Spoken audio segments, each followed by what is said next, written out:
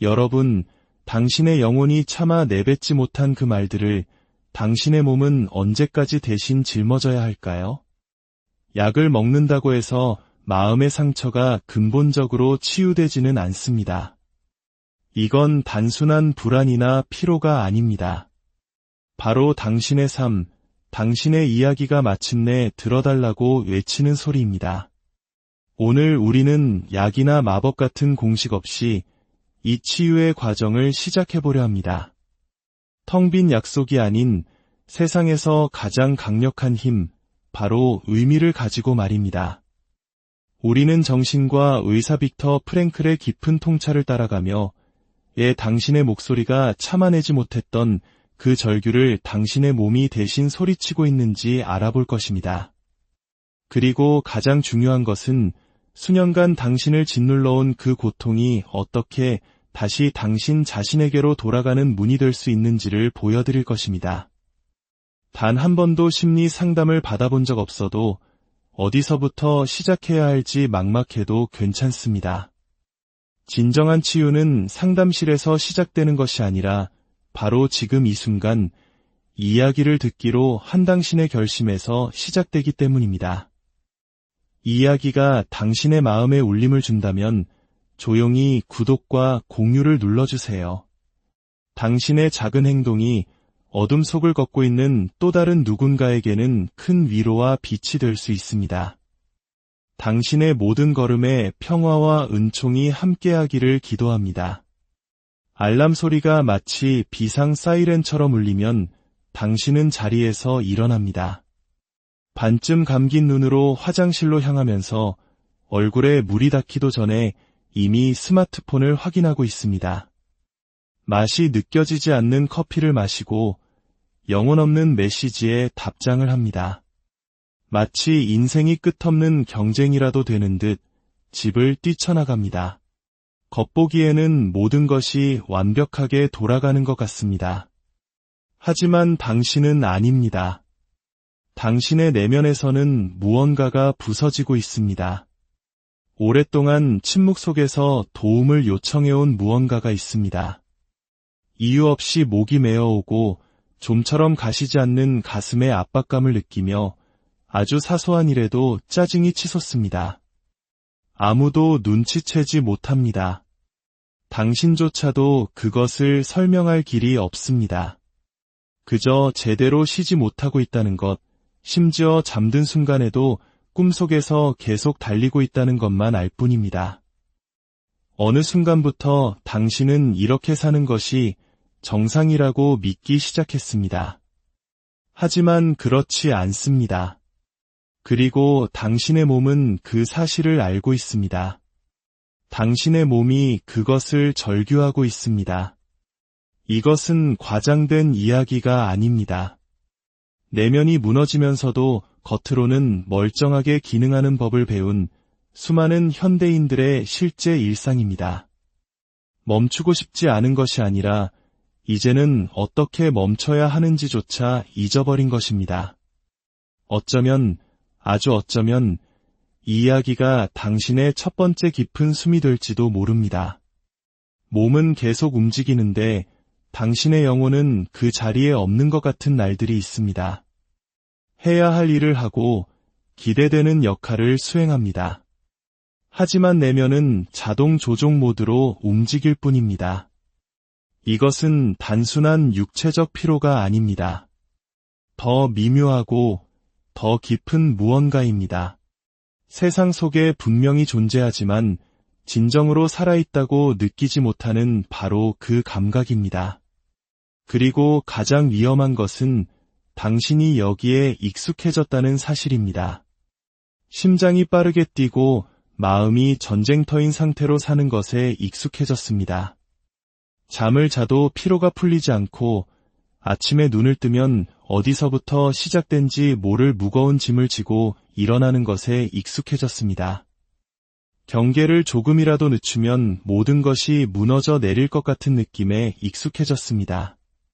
세상은 당신에게 생산성을 가치와 요구를 책임감과 불안을 강인한 성격과 혼동하도록 가르쳤습니다. 마치 우리 한국 사회의 빨리빨리 문화가 효율성이라는 이름 아래 개인의 소진을 당연하게 여기는 것처럼 말입니다. 하지만 누구도 당신에게 말해주지 않은 것이 있습니다. 그렇게 사는 것은 수년 동안 팽팽한 밧줄을 놓지 않고 계속 잡고 있는 것과 같다는 사실을요. 어느 순간 당신의 근육은 떨리고 손은 지치고 당신의 영혼은 더 이상 버틸 수 없다는 신호를 보내기 시작합니다.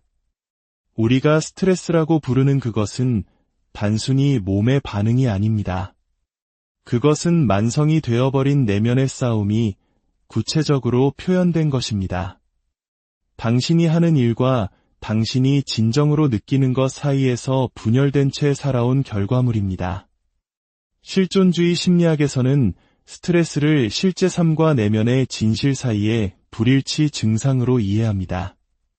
이것은 약함이나 연약함이 아닙니다. 말할 권리를 잃어버린 의식의 절규입니다. 스트레스는 삶이 일관성을 잃을 때 더 이상 당신을 대변하지 않는 역할을 계속 붙들고 있지만 어떻게 빠져나와야 할지 모를 때 나타납니다. 그러면 몸이 메신저가 됩니다. 소화가 잘 안 되고 잠을 설치고 어깨는 돌처럼 굳어지고 기분은 가라앉습니다. 당신은 그것이 정상이라고 생각하지만 결코 그렇지 않습니다. 당신은 마치 언제라도 무언가 무너질 것처럼 영구적인 경계 상태로 살고 있는 것입니다. 의학적으로 이 끊임없는 경보 상태를 교감신경계의 과활성화라고 부릅니다. 하지만 쉽게 말해 그것은 휴식 없이, 멈춤 없이, 피난처 없이 사는 것입니다. 그리고 출구가 없어 보일지라도 길은 있습니다.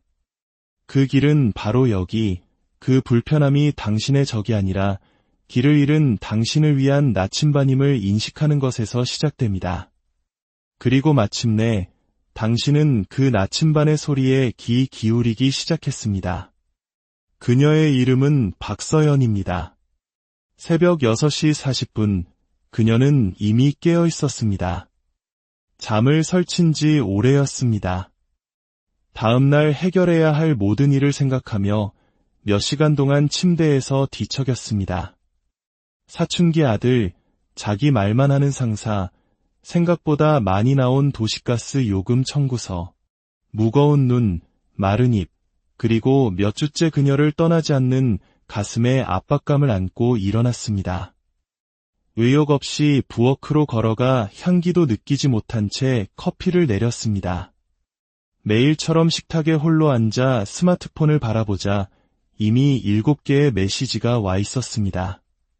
2개는 직장에서, 하나는 언니에게서, 다른 하나는 학교에서 온 것이었습니다. 그리고 그때 아무 생각 없이 그녀는 울기 시작했습니다. 소리도 소란도 없이 마치 마지막으로 통제할 수 있는 유일한 것인 양 커피잔을 든 채로 조용하고 따뜻한 눈물이 흘러내렸습니다. 그것은 슬픔도 두려움도 아니었습니다. 그것은 소진이었습니다. 그녀처럼 내면이 조각나고 있으면서도 미소 짓는 법을 배운 수많은 여성들처럼 아무도 알아채지 못할 보이지 않는 붕괴였습니다. 서연 씨는 아픈 것도 미친 것도 약한 것도 아닙니다. 그녀는 지쳤고 한계에 다다랐으며 어떤 인간의 몸도 영원히 견딜 수 없는 수준의 요구 속에서 살고 있습니다. 그리고 그녀의 몸은 우리 중 많은 이들의 몸처럼 허리 통증으로, 불면증으로, 이경련으로, 그리고 만약 내가 하루만 사라진다면 아무도 뭘 해야 할지 모를 거야라는 끈질긴 생각으로 말하기 시작한 것입니다. 하지만 그녀는 압니다. 영혼 깊은 곳에서 그녀는 더 이상 이렇게 살 수 없다는 것을 압니다. 모든 답을 갖고 있지는 않지만 오늘 그녀는 하나의 답을 찾고 있습니다. 어쩌면 이것이 바로 그 시작일지도 모릅니다. 사람들은 당신에게 그것이 스트레스라고 말했습니다. 마치 이해할 수 없는 모든 것을 정당화하기 위해 꼬리표를 붙이는 것처럼 말입니다. 그들은 그 단어를 해결책인 양 당신에게 주었지만 실제로는 당신의 목소리를 잠재우는 방법일 뿐이었습니다. 스트레스가 심하시네요. 그 한마디로 당신의 이야기, 당신의 투쟁, 당신의 상실, 당신의 보이지 않는 슬픔을 무시하기에 충분했습니다. 하지만 스트레스란 진정 무엇일까요? 그것은 질병이 아니며 최종 진단도 아닙니다. 그것은 경보음이며 마음이 더 이상 단어를 찾지 못할 때 몸이 보내는 절규입니다. 그것은 당신이 느끼는 것을 허락하지 않고 멈출 수 없고 아무도 들어주지 않는 상태로 수년을 버텨왔을 때 나타나는 것입니다. 문제는 스트레스가 아닙니다. 문제는 당신이 그것을 일상으로 만들었고 정상화했으며 항상 긴장하고 항상 응답 가능하고 항상 참는 법을 배웠다는 것입니다. 그리고 그것은 사는 것이 아니라 버티는 것입니다. 의학은 당신에게 스트레스가 코르티솔, 아드레날린과 같은 호르몬 분비이며 교감신경계가 활성화된 상태라고 가르쳤습니다. 그 모든 것은 사실입니다. 하지만 그것은 빙산의 일각에 불과합니다. 어떤 호르몬도 당신이 왜 모든 것이 괜찮은 척하는데 그토록 지쳤는지 설명하지 못합니다. 어떤 혈액검사도 사람들 속에 둘러싸여 있으면서도 외로울 때 아픈 것을 감지하지 못합니다. 어떤 스캐너도 당신이 옳은 일을 하면서도 공허함을 느낄 때마다 당신의 영혼에서 무엇이 부서지는지 보지 못합니다. 우리 사회는 당신에게 무언가 잘못되었다고, 당신이 예민하고 감정적이고 유난스럽다고 확신시켰습니다. 그러고는 당신의 실제 이야기의 껍데기조차 건드리지 못하는 약, 꼬리표, 일반적인 조언들로 당신을 대하기 시작했습니다. 아무도 당신에게 마지막으로 평화를 느낀 것이 언제였는지 묻지 않았습니다. 아무도 이 지친 몸이 당신이 이름 붙이지 못한 무언가 때문에 비명을 지르고 있는 것은 아닌지 묻지 않았습니다. 왜냐하면 그것이 바로 만성 스트레스의 본질이기 때문입니다. 더 이상 번역할 길을 찾지 못하는 언어. 그것은 당신이 당신의 필요를 뒤로 밀었던 모든 순간들, 괜찮지 않으면서 괜찮아 라고 말했던 모든 순간들, 당신의 영혼이 제발 그만, 이라고 외치고 싶었을 때 라고 대답했던 모든 순간들의 총합입니다. 당신은 결함이 있는 것이 아닙니다. 당신은 과부하 상태입니다. 당신은 내면에서부터 붕괴하고 있습니다. 그리고 스트레스라고 불리는 그 조용한 붕괴는 당신의 몸이 남은 당신을 구하려는 필사적인 시도입니다. 아우슈비츠 강제 수용소의 혹독한 겨울, 빅터 프랭클은 한 남자를 관찰했습니다. 그 남자는 가족도, 마른 옷도, 충분한 음식도 없었지만 매일 아침 전날 아껴둔 작은 빵 조각을 꺼내 다른 사람에게 건넸습니다. 거에 보이지 않는 조용한 몸짓. 하지만 모든 것이 무너져 내리는 상황에서 빵을 나누는 그 행위는 그가 여전히 인간이며 여전히 선택할 수 있음을 상기시켜 주었습니다. 프랭클은 그 순간 깨달았습니다. 아무리 작은 선택이라도 그것이 바로 고통이 파괴를 멈추고 변화를 시작하는 지점이라는 것을요. 어쩌면 오늘 당신의 빵 한 조각은 다른 형태일 수 있습니다. 조금 더 일찍 잠자리에 드는 것, 온전히 맛을 느끼며 식사하는 것, 목적 없이 산책하는 것. 세상이 보기에는 대단한 일이 아닐지 모릅니다. 하지만 그것이 당신을 지탱해준다면 그것은 신성한 것입니다. 혼돈 속에서 당신 자신을 돌보는 것 또한 나 여기 있고 아직 살아있다고 말하는 하나의 방식이기 때문입니다.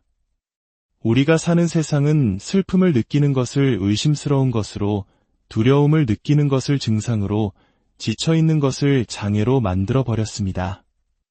인간적인 감정 하나하나에 꼬리표를 붙이고 분류하고 치료하려 듭니다. 애도는 우울증이 되고 걱정은 불안장애가 되며 소지는 만성피로 증후군이 됩니다. 그리고 모든 꼬리표 뒤에는 약 한 알과 정상으로 돌아가게 해주겠다는 약속이 따라옵니다. 하지만 무엇이 정상입니까? 소중한 것을 잃은 후에 부서진 마음을 느끼는 것이 인간적이지 않습니까? 그토록 많은 것을 요구하고 그토록 적게 지지해주는 세상에서 고뇌를 느끼는 것이 비논리적인가요? 문제는 우리가 느낀다는 것이 아닙니다. 문제는 우리가 느끼는 것이 잘못된 것이라고, 모든 불안정은 교정되어야 하고 고통은 침묵시켜야 한다고 설득당했다는 것입니다. 하지만 삶은 안정적이지 않습니다. 삶은 아프고 변하고 부서집니다. 그리고 그 균열은 병이 아니라 살아있음의 일부입니다. 현대 정신의학은 종종 삶의 위기와 임상적 기능장애를 구분하지 못합니다. 이것은 혼란을 줄 뿐만 아니라 당신의 이야기를 진단명으로 들어달라는 당신의 필요를 조절되어야 할 무언가로 바꾸어 당신을 더욱 병들게 합니다. 당신이 느끼는 것은 꼬리표가 아니라 이해가 필요합니다. 당신은 아마 모든 것을 계획했을 겁니다. 새 다이어리를 사고 월요일부터는 식단 조절, 운동, 명상, 규칙적인 수면을 하겠다고 다짐했을 겁니다. 하지만 월요일이 되자마자 예상치 못한 전화 한 통이 하루를 망쳐놓고 점심은 거르고 밤에는 또다시 실패했다는 익숙한 감각과 함께 잠자리에 듭니다. 이것은 의지가 부족해서가 아닙니다. 요구가 과도해서입니다. 아무도 당신에게 상처 입은 몸은 거창한 목표로 회복되는 것이 아니라 신뢰로 회복된다고 가르쳐주지 않았기 때문입니다. 그리고 신뢰는 나는 나 자신을 포기하지 않았어라고 말하는 작은 행동들로 쌓아 올려집니다. 과학은 이것을 신경가소성이라 부르지만 영혼의 언어로는 화해라고 합니다. 당신의 몸과 당신의 역사와 그리고 실수에 대한 두려움이나 한 번에 모든 것을 치유해야 한다는 압박감 없이 다르게 살 수 있다는 가능성과의 화해입니다. 당신이 필요로 하는 것은 규율이 아닙니다. 존엄성입니다. 어느 날 아침 잠에서 깬 당신은 스마트폰을 확인하는 대신 침대 가장자리에 앉아 깊은 숨을 쉬며 가슴에 손을 얹고 조용히 말해보세요. 오늘 나는 나를 버리지 않을 거야. 그것이 당신의 모든 용기 있는 행동이 될 수 있습니다. 요가를 하거나 일기를 쓰거나 달리기를 하지 않아도 좋습니다. 그저 서두르지 않기로 선택하는 것입니다. 그날은 화면 없이 점심을 먹고 퇴근 후 10분간 산책하고 잠자리에 들었을 때 무언가 다른 것을 느낄 수 있습니다. 행복은 아닐지라도 마치 몸이 너는 이제 혼자가 아니야 라는 신호를 받은 듯한 기묘한 평온함입니다. 그 순간 당신은 깨닫습니다. 하루아침에 인생 전체를 바꿀 필요는 없다는 것을요. 당신의 몸이 다시 신뢰할 수 있는 순간들을 만들어낼 필요가 있다는 것을요. 몸은 기적을 요구하지 않습니다. 일관성을 요구합니다. 나는 매일 내 편이야 라고 말하는 작은 행동들이야말로 진정한 치유의 시작입니다. 자, 이제 아주 특별한 멈춤의 시간을 가져보겠습니다. 목표를 달성하기 위함이 아니라 당신의 진실을 되찾기 위함입니다. 종이를 한 장 꺼내 이 문장을 적어보세요. 오늘 나는 했을 때 나 자신을 돌보았다. 그것이 아주 작은 일이라도 괜찮습니다. 죄책감 없이 아니오라고 말한 것, 앉아서 식사한 것, 깊게 숨을 쉰 것, 스마트폰 없이 잠든 것, 당신이 했던 아마 아무도 보지 못했지만 당신에게는 조용한 승리였던 그 일을 적어보세요. 그리고 그 종이를 상자나 책 속, 서랍 같은 당신만의 신성한 장소에 보관하세요. 그 종이는 소음 속에서도 돌봄을 선택하는 것이 가능했다는 증거이기 때문입니다. 그리고 그것이 한 번 가능했다면 매일 다시 가능할 수 있습니다. 의미 있는 작은 습관 하나하나는 존엄의 씨앗이며 모든 지친 영혼은 다시 피어날 자격이 있습니다. 수십 년을 경계태세로 살아온 당신은 이제 거창한 설명 없이 조용히 머무르기를 선택하고 있습니다. 부드러운 음악을 틀고 천천히 아침 식사를 준비하고 테라스에 앉아보세요. 슬픔이 아닌 안도감의 눈물이 흐를지도 모릅니다. 당신의 몸이 당신을 배신한 것이 아니라 반대로 당신을 단 한 번도 버리지 않았다는 것을 깨닫기 때문입니다.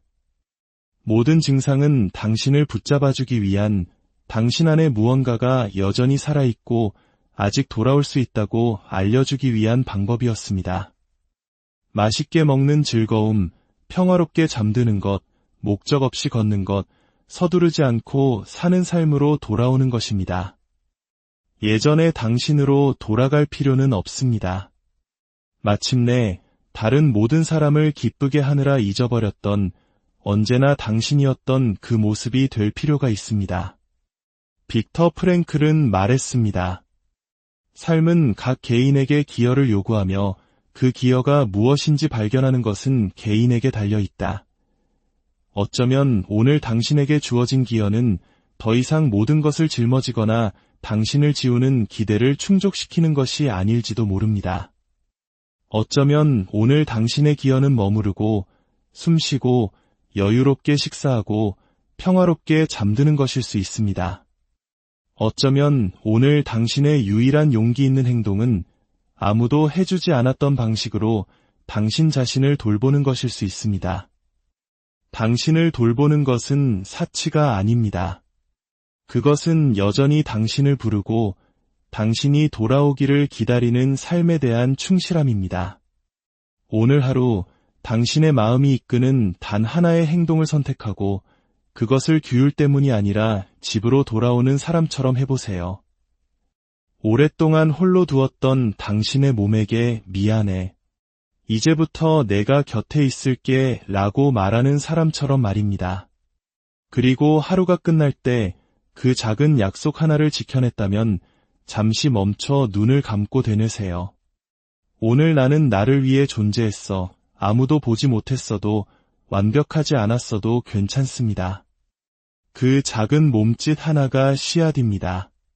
당신 안에 모든 것이 지쳐있을 때조차도 당신이 여전히 삶의 존재로 응답할 수 있다는 증거입니다.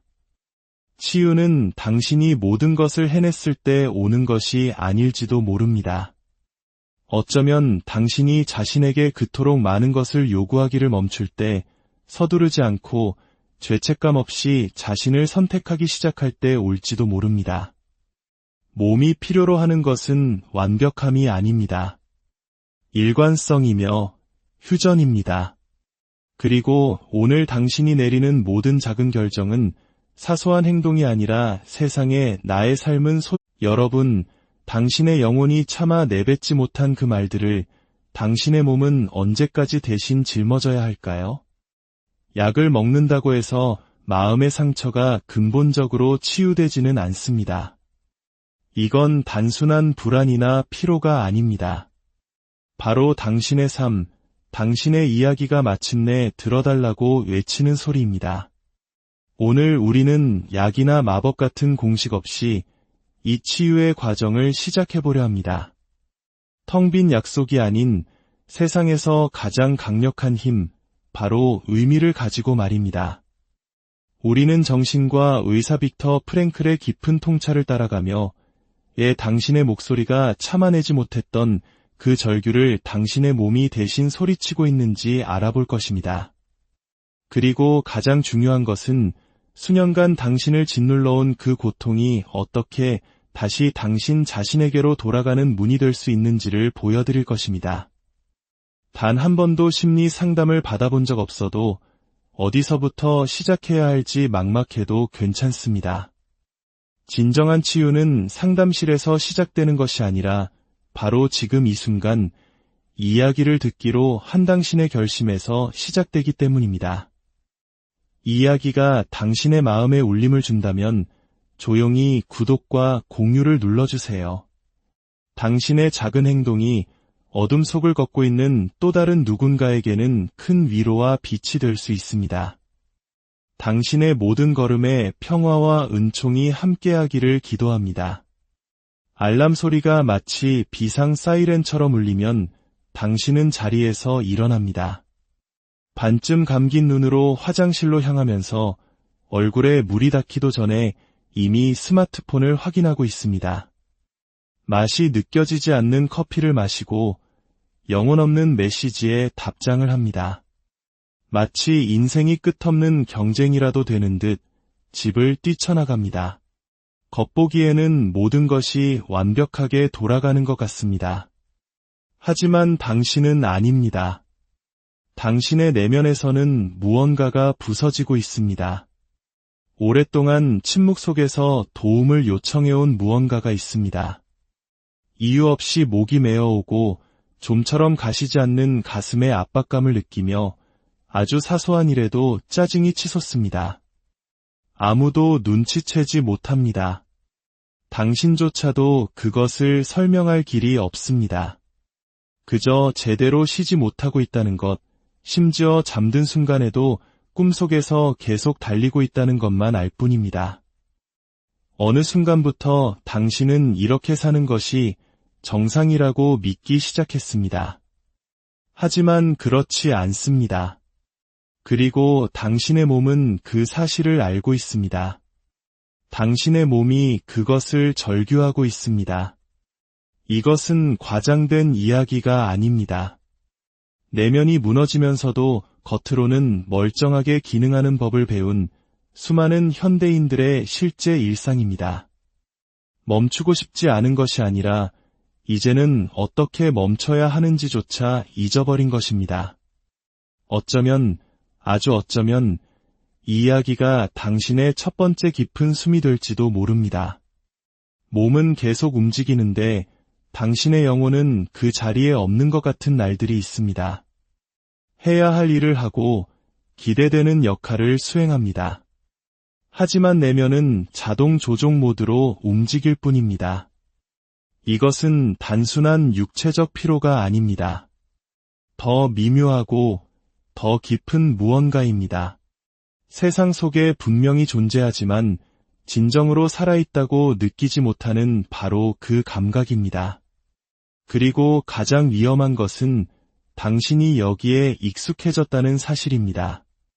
심장이 빠르게 뛰고 마음이 전쟁터인 상태로 사는 것에 익숙해졌습니다. 잠을 자도 피로가 풀리지 않고 아침에 눈을 뜨면 어디서부터 시작된지 모를 무거운 짐을 지고 일어나는 것에 익숙해졌습니다. 경계를 조금이라도 늦추면 모든 것이 무너져 내릴 것 같은 느낌에 익숙해졌습니다. 세상은 당신에게 생산성을 가치와 요구를 책임감과 불안을 강인한 성격과 혼동하도록 가르쳤습니다.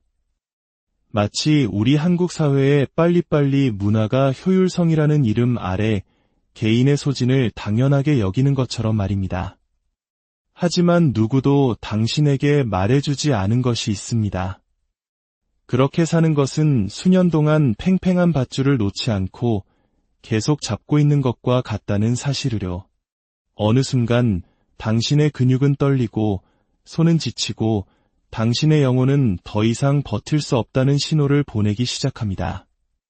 우리가 스트레스라고 부르는 그것은 단순히 몸의 반응이 아닙니다.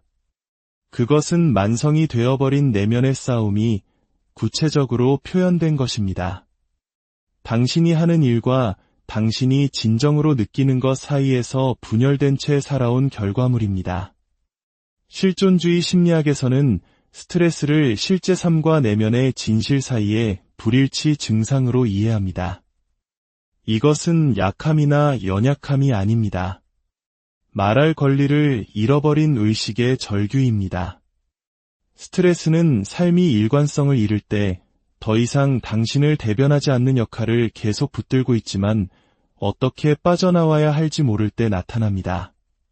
그러면 몸이 메신저가 됩니다. 소화가 잘 안 되고 잠을 설치고 어깨는 돌처럼 굳어지고 기분은 가라앉습니다. 당신은 그것이 정상이라고 생각하지만 결코 그렇지 않습니다. 당신은 마치 언제라도 무언가 무너질 것처럼 영구적인 경계 상태로 살고 있는 것입니다. 의학적으로 이 끊임없는 경보 상태를 교감신경계의 과활성화라고 부릅니다. 하지만 쉽게 말해 그것은 휴식 없이, 멈춤 없이, 피난처 없이 사는 것입니다. 그리고 출구가 없어 보일지라도 길은 있습니다.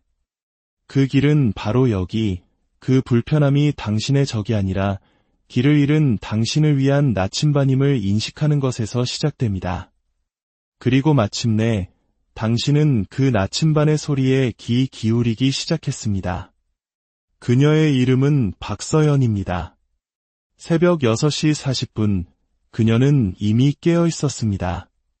잠을 설친 지 오래였습니다. 다음날 해결해야 할 모든 일을 생각하며 몇 시간 동안 침대에서 뒤척였습니다. 사춘기 아들, 자기 말만 하는 상사, 생각보다 많이 나온 도시가스 요금 청구서, 무거운 눈, 마른 입, 그리고 몇 주째 그녀를 떠나지 않는 가슴에 압박감을 안고 일어났습니다. 의욕 없이 부엌으로 걸어가 향기도 느끼지 못한 채 커피를 내렸습니다. 매일처럼 식탁에 홀로 앉아 스마트폰을 바라보자 이미 7개의 메시지가 와 있었습니다. 2개는 직장에서, 하나는 언니에게서, 다른 하나는 학교에서 온 것이었습니다. 그리고 그때 아무 생각 없이 그녀는 울기 시작했습니다. 소리도 소란도 없이 마치 마지막으로 통제할 수 있는 유일한 것인 양 커피잔을 든 채로 조용하고 따뜻한 눈물이 흘러내렸습니다. 그것은 슬픔도 두려움도 아니었습니다. 그것은 소진이었습니다. 그녀처럼 내면이 조각나고 있으면서도 미소 짓는 법을 배운 수많은 여성들처럼 아무도 알아채지 못할 보이지 않는 붕괴였습니다. 서연 씨는 아픈 것도, 미친 것도, 약한 것도 아닙니다. 그녀는 지쳤고 한계에 다다랐으며 어떤 인간의 몸도 영원히 견딜 수 없는 수준의 요구 속에서 살고 있습니다. 그리고 그녀의 몸은 우리 중 많은 이들의 몸처럼 허리 통증으로, 불면증으로, 이경련으로, 그리고 만약 내가 하루만 사라진다면 아무도 뭘 해야 할지 모를 거야라는 끈질긴 생각으로 말하기 시작한 것입니다. 하지만 그녀는 압니다. 영혼 깊은 곳에서 그녀는 더 이상 이렇게 살 수 없다는 것을 압니다. 모든 답을 갖고 있지는 않지만 오늘 그녀는 하나의 답을 찾고 있습니다. 어쩌면 이것이 바로 그 시작일지도 모릅니다. 사람들은 당신에게 그것이 스트레스라고 말했습니다. 마치 이해할 수 없는 모든 것을 정당화하기 위해 꼬리표를 붙이는 것처럼 말입니다. 그들은 그 단어를 해결책인 양 당신에게 주었지만 실제로는 당신의 목소리를 잠재우는 방법일 뿐이었습니다. 스트레스가 심하시네요. 그 한마디로 당신의 이야기, 당신의 투쟁, 당신의 상실, 당신의 보이지 않는 슬픔을 무시하기에 충분했습니다. 하지만 스트레스란 진정 무엇일까요? 그것은 질병이 아니며 최종 진단도 아닙니다. 그것은 경보음이며 마음이 더 이상 단어를 찾지 못할 때 몸이 보내는 절규입니다. 그것은 당신이 느끼는 것을 허락하지 않고 멈출 수 없고 아무도 들어주지 않는 상태로 수년을 버텨왔을 때 나타나는 것입니다. 문제는 스트레스가 아닙니다. 문제는 당신이 그것을 일상으로 만들었고 정상화했으며 항상 긴장하고 항상 응답 가능하고 항상 참는 법을 배웠다는 것입니다. 그리고 그것은 사는 것이 아니라 버티는 것입니다. 의학은 당신에게 스트레스가 코르티솔, 아드레날린과 같은 호르몬 분비이며 교감신경계가 활성화된 상태라고 가르쳤습니다. 그 모든 것은 사실입니다. 하지만 그것은 빙산의 일각에 불과합니다. 어떤 호르몬도 당신이 왜 모든 것이 괜찮은 척하는데 그토록 지쳤는지 설명하지 못합니다. 어떤 혈액 검사도 사람들 속에 둘러싸여 있으면서도 외로울 때 아픈 것을 감지하지 못합니다. 어떤 스캐너도 당신이 옳은 일을 하면서도 공허함을 느낄 때마다 당신의 영혼에서 무엇이 부서지는지 보지 못합니다. 우리 사회는 당신에게 무언가 잘못되었다고, 당신이 예민하고 감정적이고 유난스럽다고 확신시켰습니다. 그러고는 당신의 실제 이야기의 껍데기조차 건드리지 못하는 약, 꼬리표, 일반적인 조언들로 당신을 대하기 시작했습니다. 아무도 당신에게 마지막으로 평화를 느낀 것이 언제였는지 묻지 않았습니다. 아무도 이 지친 몸이 당신이 이름 붙이지 못한 무언가 때문에 비명을 지르고 있는 것은 아닌지 묻지 않았습니다. 왜냐하면 그것이 바로 만성 스트레스의 본질이기 때문입니다. 더 이상 번역할 길을 찾지 못하는 언어. 그것은 당신이 당신의 필요를 뒤로 미뤘던 모든 순간들, 괜찮지 않으면서 괜찮아 라고 말했던 모든 순간들, 당신의 영혼이 제발 그만, 이라고 외치고 싶었을 때 예라고 대답했던 모든 순간들의 총합입니다. 당신은 결함이 있는 것이 아닙니다. 당신은 과부하 상태입니다. 당신은 내면에서부터 붕괴하고 있습니다. 그리고 스트레스라고 불리는 그 조용한 붕괴는 당신의 몸이 남은 당신을 구하려는 필사적인 시도입니다. 아우슈비츠 강제 수용소의 혹독한 겨울, 빅터 프랭클은 한 남자를 관찰했습니다. 그 남자는 가족도, 마른 옷도, 충분한 음식도 없었지만 매일 아침 전날 아껴둔 작은 빵 조각을 꺼내 다른 사람에게 건넸습니다. 거에 보이지 않는 조용한 몸짓.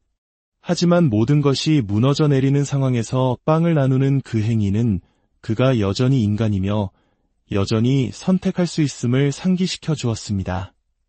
프랭클은 그 순간 깨달았습니다.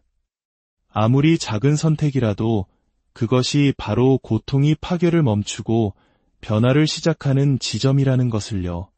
어쩌면 오늘 당신의 빵 한 조각은 다른 형태일 수 있습니다. 조금 더 일찍 잠자리에 드는 것, 온전히 맛을 느끼며 식사하는 것, 목적 없이 산책하는 것. 세상이 보기에는 대단한 일이 아닐지 모릅니다. 하지만 그것이 당신을 지탱해 준다면 그것은 신성한 것입니다. 혼돈 속에서 당신 자신을 돌보는 것 또한 나 여기 있고 아직 살아있다고 말하는 하나의 방식이기 때문입니다. 우리가 사는 세상은 슬픔을 느끼는 것을 의심스러운 것으로, 두려움을 느끼는 것을 증상으로, 지쳐있는 것을 장애로 만들어버렸습니다. 인간적인 감정 하나하나에 꼬리표를 붙이고 분류하고 치료하려 듭니다. 애도는 우울증이 되고 걱정은 불안장애가 되며 소진은 만성피로 증후군이 됩니다. 그리고 모든 꼬리표 뒤에는 약한 알과 정상으로 돌아가게 해주겠다는 약속이 따라옵니다. 하지만 무엇이 정상입니까? 소중한 것을 잃은 후에 부서진 마음을 느끼는 것이 인간적이지 않습니까? 그토록 많은 것을 요구하고 그토록 적게 지지해주는 세상에서 고뇌를 느끼는 것이 비논리적인가요? 문제는 우리가 느낀다는 것이 아닙니다. 문제는 우리가 느끼는 것이 잘못된 것이라고, 모든 불안정은 교정되어야 하고 고통은 침묵시켜야 한다고 설득당했다는 것입니다. 하지만 삶은 안정적이지 않습니다. 삶은 아프고 변하고 부서집니다. 그리고 그 균열은 병이 아니라 살아있음의 일부입니다. 현대 정신의학은 종종 삶의 위기와 임상적 기능장애를 구분하지 못합니다. 이것은 혼란을 줄 뿐만 아니라 당신의 이야기를 진단명으로 들어달라는 당신의 필요를 조절되어야 할 무언가로 바꾸어 당신을 더욱 병들게 합니다. 당신이 느끼는 것은 꼬리표가 아니라 이해가 필요합니다. 당신은 아마 모든 것을 계획했을 겁니다. 새 다이어리를 사고 월요일부터는 식단 조절, 운동, 명상, 규칙적인 수면을 하겠다고 다짐했을 겁니다. 하지만 월요일이 되자마자 예상치 못한 전화 한 통이 하루를 망쳐놓고 점심은 거르고 밤에는 또다시 실패했다는 익숙한 감각과 함께 잠자리에 듭니다. 이것은 의지가 부족해서가 아닙니다. 요구가 과도해서입니다. 아무도 당신에게 상처 입은 몸은 거창한 목표로 회복되는 것이 아니라 신뢰로 회복된다고 가르쳐주지 않았기 때문입니다. 그리고 신뢰는 나는 나 자신을 포기하지 않았어 라고 말하는 작은 행동들로 쌓아 올려집니다. 과학은 이것을 신경가소성이라 부르지만 영혼의 언어로는 화해라고 합니다. 당신의 몸과 당신의 역사와 그리고 실수에 대한 두려움이나 한 번에 모든 것을 치유해야 한다는 압박감 없이 다르게 살 수 있다는 가능성과의 화해입니다. 당신이 필요로 하는 것은 규율이 아닙니다. 존엄성입니다. 어느 날 아침 잠에서 깬 당신은 스마트폰을 확인하는 대신 침대 가장자리에 앉아 깊은 숨을 쉬며 가슴에 손을 얹고 조용히 말해보세요. 오늘 나는 나를 버리지 않을 거야. 그것이 당신의 모든 용기 있는 행동이 될 수 있습니다. 요가를 하거나 일기를 쓰거나 달리기를 하지 않아도 좋습니다. 그저 서두르지 않기로 선택하는 것입니다.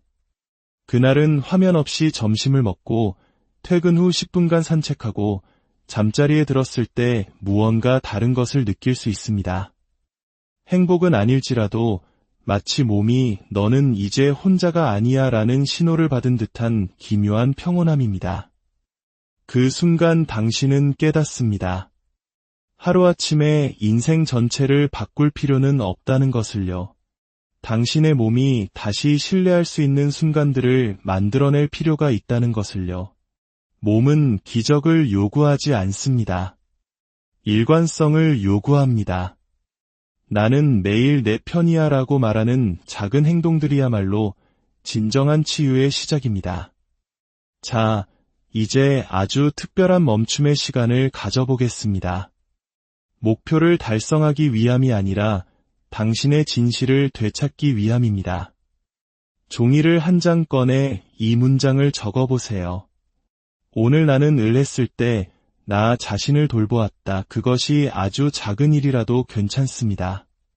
죄책감 없이 아니오라고 말한 것, 앉아서 식사한 것, 깊게 숨을 쉰 것, 스마트폰 없이 잠든 것, 당신이 했던 아마 아무도 보지 못했지만 당신에게는 조용한 승리였던 그 일을 적어보세요.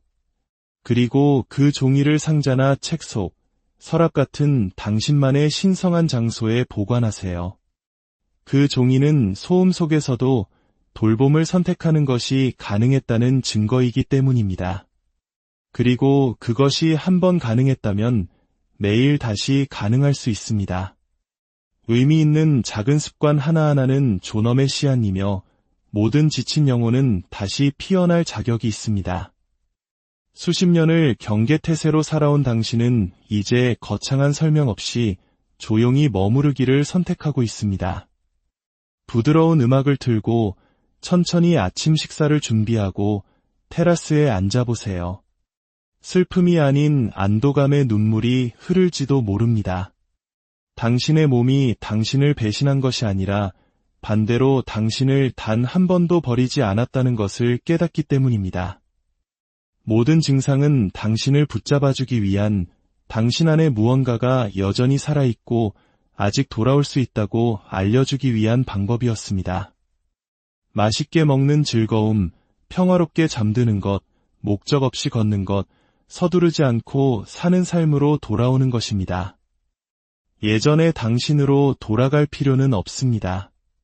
마침내 다른 모든 사람을 기쁘게 하느라 잊어버렸던 언제나 당신이었던 그 모습이 될 필요가 있습니다. 빅터 프랭클은 말했습니다. 삶은 각 개인에게 기여를 요구하며 그 기여가 무엇인지 발견하는 것은 개인에게 달려있다.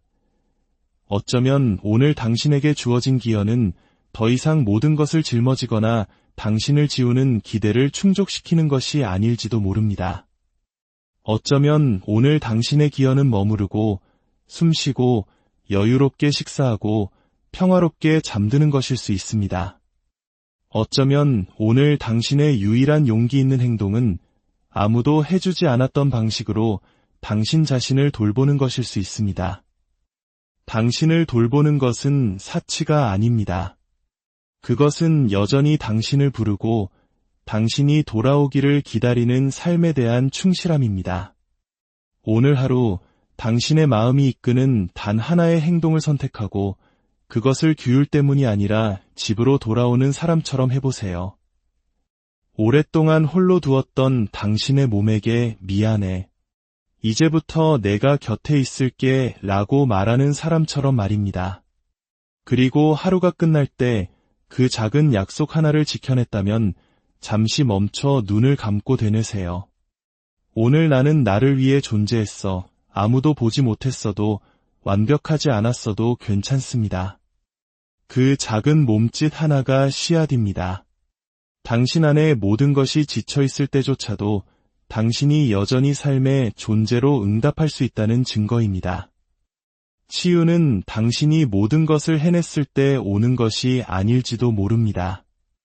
어쩌면 당신이 자신에게 그토록 많은 것을 요구하기를 멈출 때 서두르지 않고 죄책감 없이 자신을 선택하기 시작할 때 올지도 모릅니다. 몸이 필요로 하는 것은 완벽함이 아닙니다. 일관성이며 휴전입니다. 그리고 오늘 당신이 내리는 모든 작은 결정은 사소한 행동이 아니라 세상에 나의 삶은 여러분, 당신의 영혼이 차마 내뱉지 못한 그 말들을 당신의 몸은 언제까지 대신 짊어져야 할까요? 약을 먹는다고 해서 마음의 상처가 근본적으로 치유되지는 않습니다.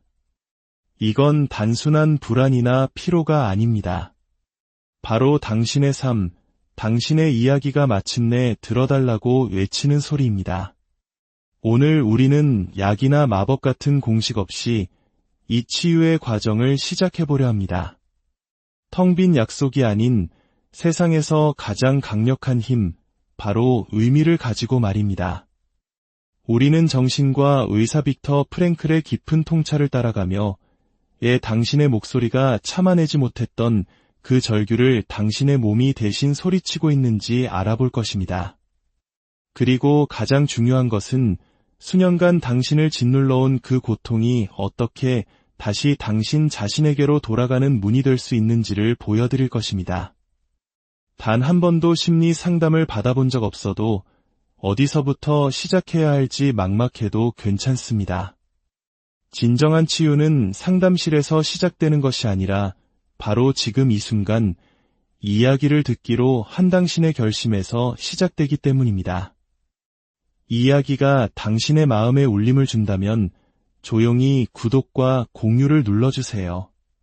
당신의 작은 행동이 어둠 속을 걷고 있는 또 다른 누군가에게는 큰 위로와 빛이 될 수 있습니다.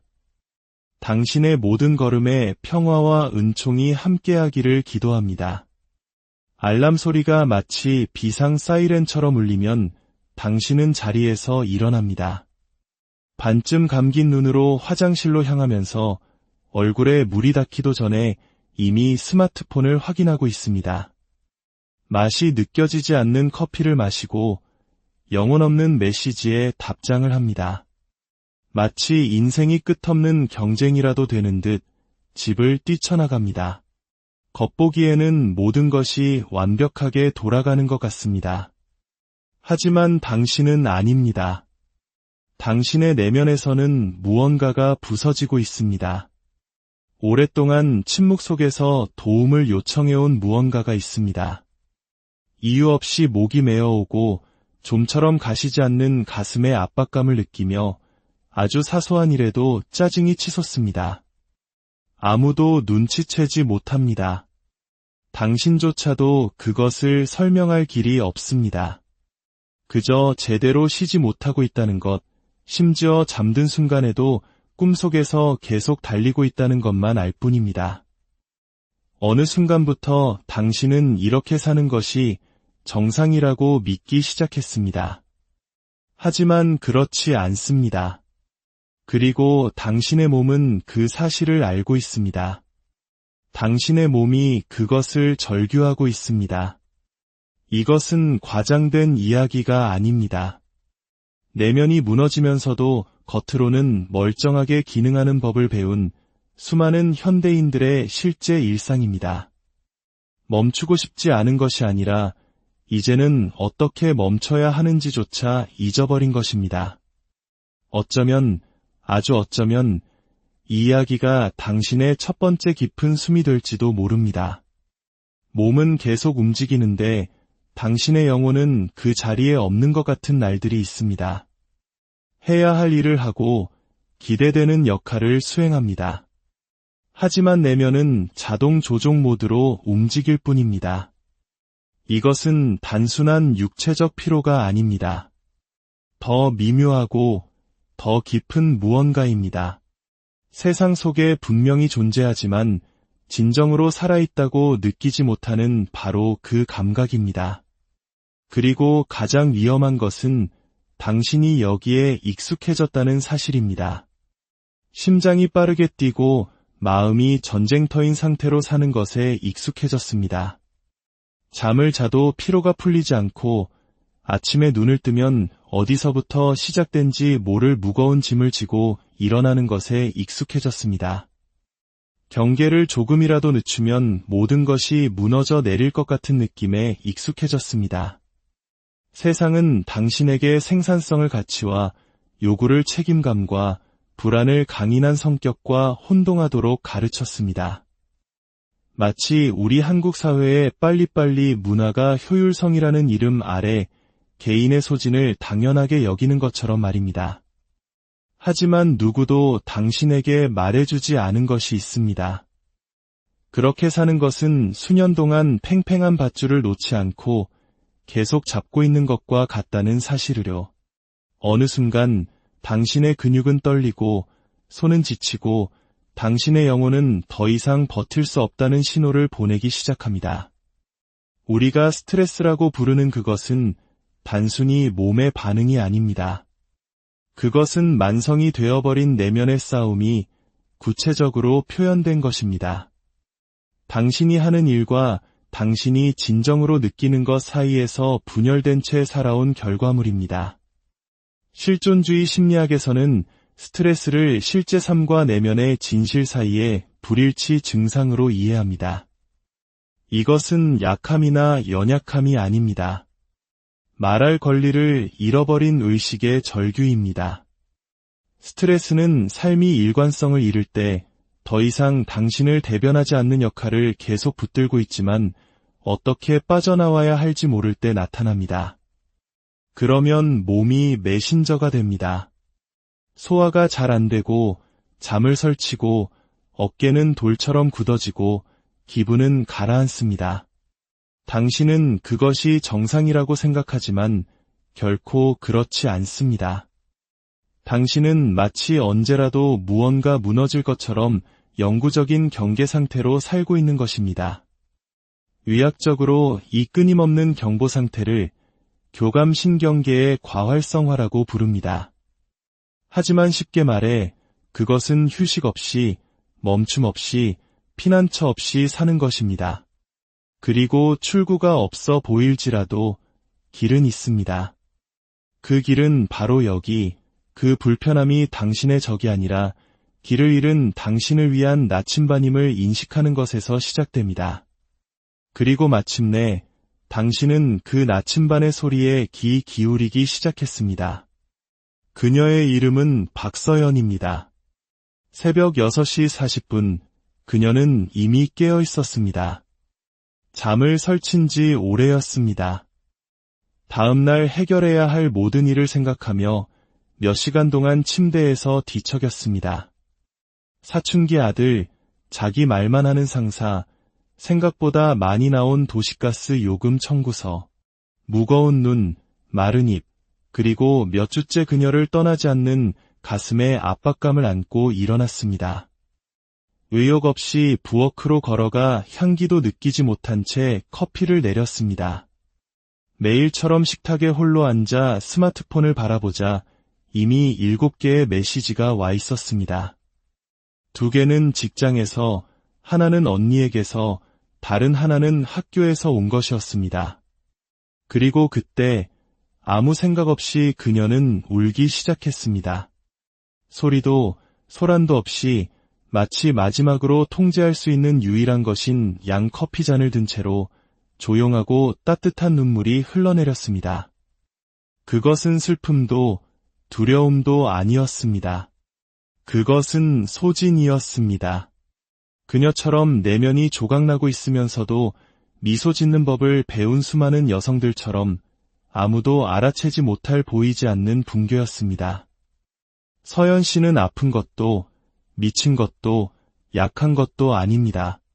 그녀는 지쳤고 한계에 다다랐으며 어떤 인간의 몸도 영원히 견딜 수 없는 수준의 요구 속에서 살고 있습니다. 그리고 그녀의 몸은 우리 중 많은 이들의 몸처럼 허리 통증으로, 불면증으로, 이경련으로, 그리고 만약 내가 하루만 사라진다면 아무도 뭘 해야 할지 모를 거야라는 끈질긴 생각으로 말하기 시작한 것입니다. 하지만 그녀는 압니다. 영혼 깊은 곳에서 그녀는 더 이상 이렇게 살 수 없다는 것을 압니다. 모든 답을 갖고 있지는 않지만 오늘 그녀는 하나의 답을 찾고 있습니다. 어쩌면 이것이 바로 그 시작일지도 모릅니다. 사람들은 당신에게 그것이 스트레스라고 말했습니다. 마치 이해할 수 없는 모든 것을 정당화하기 위해 꼬리표를 붙이는 것처럼 말입니다. 그들은 그 단어를 해결책인 양 당신에게 주었지만 실제로는 당신의 목소리를 잠재우는 방법일 뿐이었습니다. 스트레스가 심하시네요. 그 한마디로 당신의 이야기, 당신의 투쟁, 당신의 상실, 당신의 보이지 않는 슬픔을 무시하기에 충분했습니다. 하지만 스트레스란 진정 무엇일까요? 그것은 질병이 아니며 최종 진단도 아닙니다.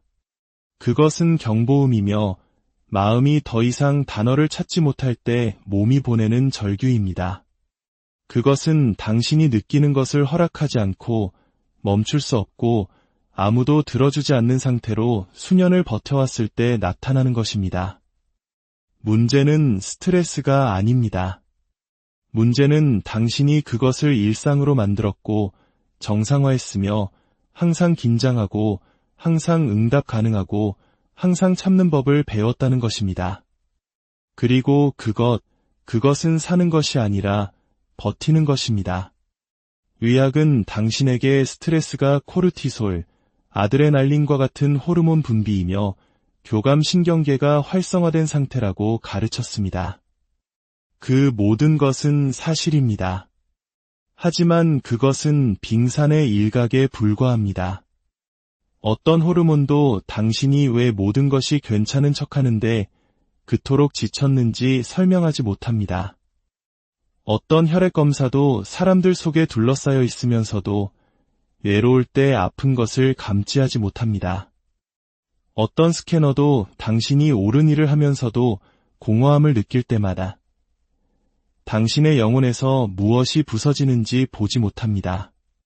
우리 사회는 당신에게 무언가 잘못되었다고, 당신이 예민하고 감정적이고 유난스럽다고 확신시켰습니다. 그러고는 당신의 실제 이야기의 껍데기조차 건드리지 못하는 약, 꼬리표, 일반적인 조언들로 당신을 대하기 시작했습니다. 아무도 당신에게 마지막으로 평화를 느낀 것이 언제였는지 묻지 않았습니다.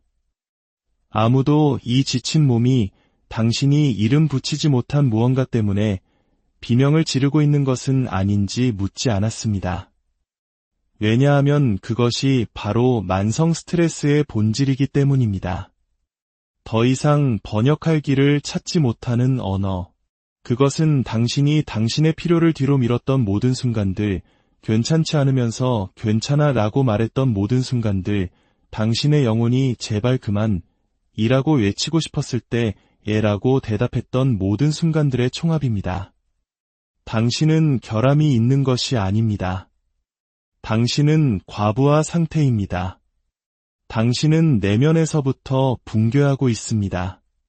그리고 스트레스라고 불리는 그 조용한 붕괴는 당신의 몸이 남은 당신을 구하려는 필사적인 시도입니다. 아우슈비츠 강제 수용소의 혹독한 겨울, 빅터 프랭클은 한 남자를 관찰했습니다. 그 남자는 가족도 마른 옷도